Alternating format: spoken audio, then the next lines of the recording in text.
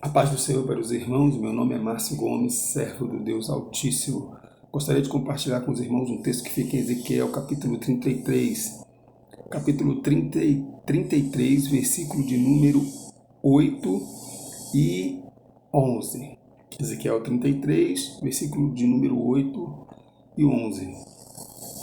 Diz assim: Se eu disser ao perverso, ó perversos, certamente morrerás, e tu não falares para avisar o perverso do seu caminho, morrerá esse perverso na sua iniquidade, mas o seu sangue eu o demandarei de ti. Versículo 11. Dize-lhe, tão certo como eu vivo, diz o Senhor Deus, não tenho prazer na morte do perverso, mas em que o perverso se converta do seu caminho e viva. Convertei-vos dos vossos maus caminhos, pois por que há vez de morrer, ó casa de Israel? Meus irmãos, a palavra de Deus aqui em Ezequiel 33 é uma profecia de restauração ao povo de Israel, no qual Deus ele nomeia Ezequiel para ser um atalaia diante do povo de Israel. E o que é um atalaia? É aquele que ia diante do povo, né, mostrar para o povo, no caso Ezequiel aqui, o juízo de Deus sobre aquela nação diante da sua, por consequência da sua perversidade, né, por consequência do abandono das leis do Senhor, daquilo que Deus havia decretado para a nação de Israel. E a nação de Israel se desviou, né, em seus maus caminhos. Diante disso, Deus levantou esse atalaia. Né? O atalaia quem era? Na guerra, o atalaia era aquele que ficava no lugar bem alto ou visível, do qual ele podia ali avistar toda a área, né? E no momento que ele avistasse ali o inimigo, ele tocava ali o sino, a trombeta e dizia para o povo, né? Avisando o povo do perigo iminente. E Ezequiel, ele é chamado aí para fazer isso, né? Para dizer para o povo, arrependei-vos do seu mau caminho, convertei-vos do seu mau caminho. Vocês precisam mudar.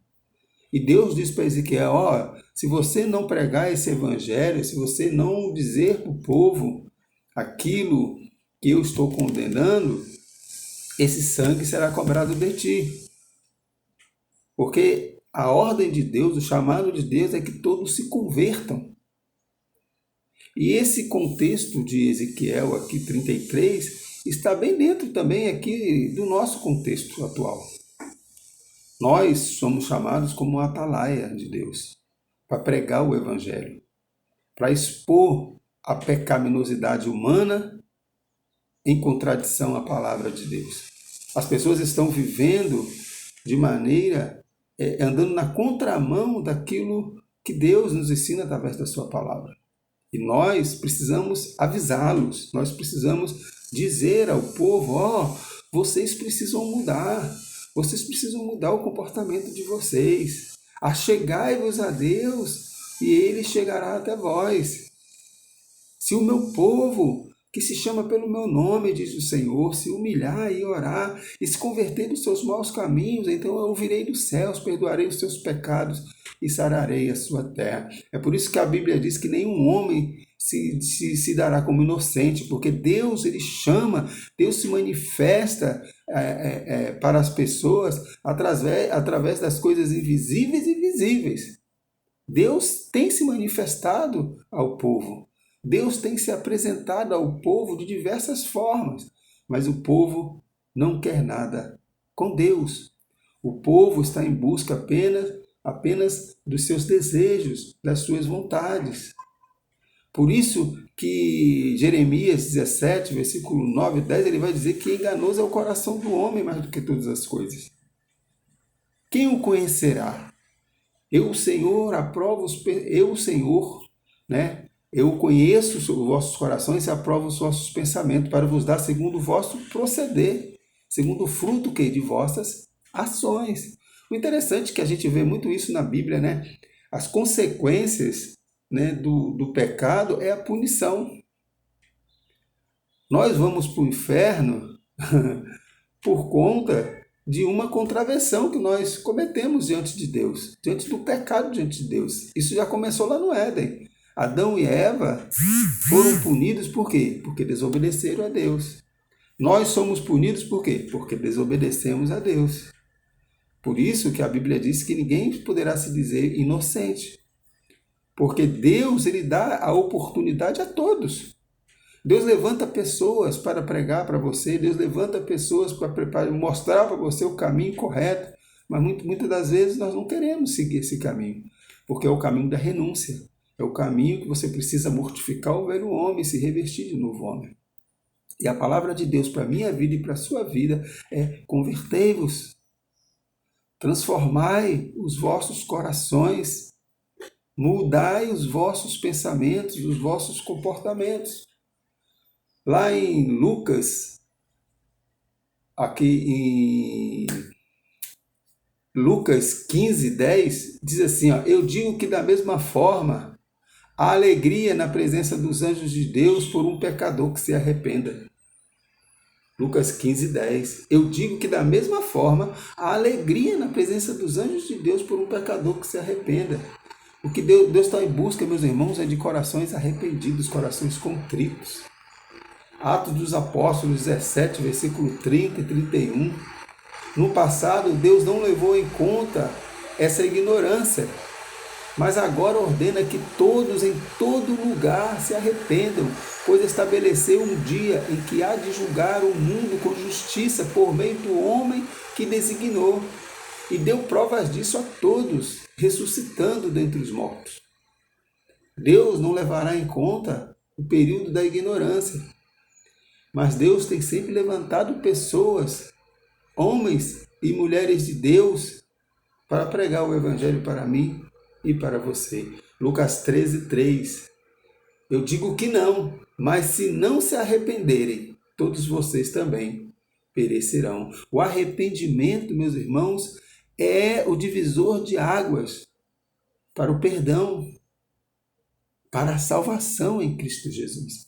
É por isso que Paulo, quando aconteceu aquele evento na prisão, Paulo e Silas estavam presos e houve aquela manifestação ali do poder de Deus, e o carcereiro fica desesperado e pergunta: Paulo, o que é necessário fazer para que eu tenha salvação? Para que eu tenha o privilégio dessa salvação? Paulo diz para ele: creia no Senhor Jesus e será salvo tu e a sua casa. Creia no Senhor Jesus, arrependam-se dos seus pecados. Porque o crer, meu irmão, está relacionado com arrependimento. Nós precisamos nos arrepender dos nossos pecados. E quando nós nos arrependemos dos nossos pecados, nós cremos no Senhor Jesus, nós aí passamos a ser também uma atalaia para proclamar esse evangelho também aos outros. Que Deus, meus irmãos, ele possa nos dar essa capacidade, essa condição, né, todos os dias, nos orientando, nos conduzindo, para podermos aí pregar o evangelho a toda criatura, falar do amor de Deus, compartilhar com as pessoas aquilo que Deus tem feito em nossas vidas, para que Deus não venha cobrar o sangue dessas almas perdidas a nós, por sermos omissos, porque muitas vezes deixamos omissos no nosso chamado. Nós precisamos pregar, nós precisamos ser atalaias diante desse mundo pecaminoso. Nós precisamos também não nos conformar com este mundo, mas transformai-vos, diz a palavra de Deus, com a renovação da vossa mente. Transformai-vos, que sejamos uma atalaia em todos os lugares que esteve, em todos os lugares, atalaias, fazendo a diferença, pregando o evangelho. Nós não podemos nos conformar, nós não podemos ficar com medo. Eu não vou ser aceito. As pessoas não vão entender. Eu vou arrumar muito inimigo. Jesus já avisou isso. Vocês serão odiados pelos seus familiares. As suas famílias te abandonarão. Por isso que Jesus falou: aquele que ama mais seu pai ou sua mãe do que a mim não é digno de mim. Então, meu irmão, se as pessoas estão se afastando de você porque você prega o evangelho verdadeiro e genuíno, que o poder de Deus, o O Espírito Santo de Deus tem trabalhado na sua vida. Se você está pregando o Evangelho e está sendo odiado por todos, o nome de Deus está sendo glorificado na sua vida. O seu prêmio você irá receber naquele grande dia. Porque Paulo já nos ensinou lá no livro de Coríntios, no 2 de Coríntios capítulo 4, onde ele diz que nós não atentamos para as coisas que se veem, mas sim para as coisas que não se veem, né? Porque as que se veem são passageiras, mas as que não se veem são eternas. O nosso prêmio é no céu, o nosso prêmio é na glória. Aqui na terra nós teremos que padecer por amor de Cristo. Jesus padeceu, Jesus foi apedrejado, Paulo foi perseguido, os apóstolos foram perseguidos. Evangelho não é glamour, evangelho não é andar de limusine, evangelho não é andar de jatinho, evangelho não é comprar casa, mansões, evangelho não é você ganhar 200 mil reais por mês, enquanto seu irmão está passando fome. Evangelho não é viver num bem bom, isso não é evangelho. Pode ser qualquer coisa, menos o Evangelho de Jesus Cristo. Porque o Evangelho de Jesus Cristo é pagar preço, nós pagamos preço. Seja nós pobres ou ricos. Ou vocês acham também que os nossos irmãos ricos também não pagam preço? Pagam altos preços aí, por amor da sua palavra. Porque nós não somos aceitos pelo mundo. Então o recado para mim e para você nesta manhã, que sejamos um atalaia, que não venhamos a olhar para as consequências. Eu vou perder isso, eu vou perder aquilo. Não, nós vamos perder, podemos até perder alguma coisa material, mas ganharemos muitas coisas, né, espirituais. Ganharemos o principal, que é a nossa salvação em Cristo Jesus. Que Deus nos abençoe, que Deus nos fortaleça, nos dê sabedoria, para que possamos aí verdadeiramente, meus irmãos, ser um atalaia diante deste mundo pecaminoso. Pregue o Evangelho em tempo e em fora de tempo. Não vos conformeis com este mundo, mas transformai-vos pela renovação da vossa mente. Que a graça do nosso Senhor Jesus Cristo, o amor de Deus e as doces consolações do Espírito Santo estejam presentes em nossas vidas, nos dando sabedoria para podermos pregar o Evangelho genuíno, um Evangelho cristocêntrico, em nome de Jesus. Fiquem na paz.